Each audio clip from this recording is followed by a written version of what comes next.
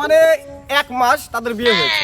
আমার কাছে ফোন আসলো, আমার অ্যাসিস্ট্যান্ট মিলন সাহেব এসে বললো যে স্যার কল দিছে। আমি রিসিভ করলাম। হ্যালো, কিডা?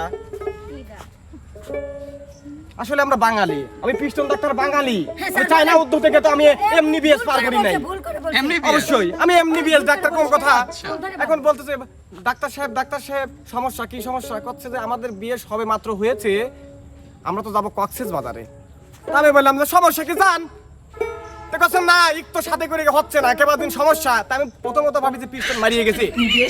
কি সমস্যা তো বলেন তো? করছে যে এই যে আমার স্বামী, আমার ভাতার এক যে লিয়ে যাবো ওখানে, যাওয়ার পরে সারাদিন তো একটা কামলি ব্যস্ত থাকবি, আমাকে তো একটু সময় টুমাই দেওয়া লাগবে। তাই ভাবিছি ভাই কোন কাম, আমি কিন্তু তখন ভাবতে পারি, তাই না? হঠাৎ করে করছি কি, আমি করছি আমার কিন্তু রোগীর পর রোগী সিরিয়াল 136 নাম্বার সিরিয়াল সেদিন আমার। তারপর ইমার্জেন্সি কল জন্য আমাকে মিলন সাহেব বললো যে ফোনটা রিসিভ করেন। আমি করেছি।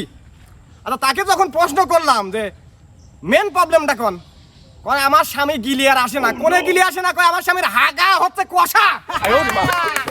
ইস, আমি চরম বিপদের মধ্যে পড়ে গেলাম যে হাগা কষাই তো বিপদ। তাহলে আপনার কক্সেস বাজার যাওয়ার সাথে সম্পর্ক কি? হানিমুন তো করাই যায়। বললেন না, ও একবার গেলে 1.5 ঘন্টা ধরে বাইরে তো আসে না। তার মানে বুঝলাম তার অতি দুঃখে কিন্তু এই কথাটা বলেছে যে হাগা কষার কারণে সে তার সাথে কিন্তু যাইতে চায় না, তাই না?